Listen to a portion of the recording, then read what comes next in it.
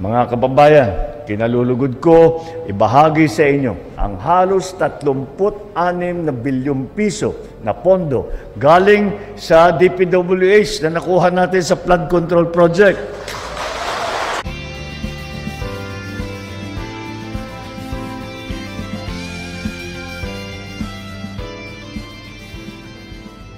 Mga kababayan, kinalulugod ko ibahagi sa inyo ang halos 36 na bilyong piso na pondo galing sa DPWH na nakuha natin sa flood control project.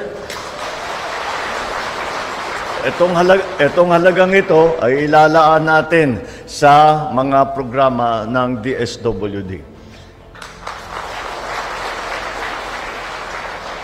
Kasama na rito yung tinatawag na Assistance to Individuals in Crisis Situations o ang pagkakilala ng karamihan ay yung AICS at saka yung Sustainable Livelihood Program. Bukod pa rito, palalakasin natin ang mga inisyatiba na makatulong sa mga tinatawag na former combatant bilang mga targeted beneficiary ng payapa at masaganang pamayanan o PAMANA program sa kanilang